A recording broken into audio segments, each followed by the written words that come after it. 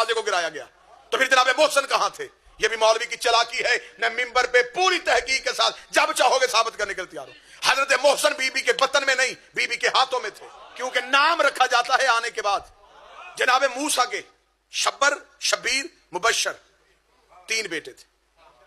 रसूल की वाज़े हदीस सुन्नी किताबों में भी है, या अली तेरी मेरे साथ निस्बत वही है जैसे मूसा की हारून के साथ। अली के भी 3 बेटे हैं, हसन, हुसैन, मोहसन।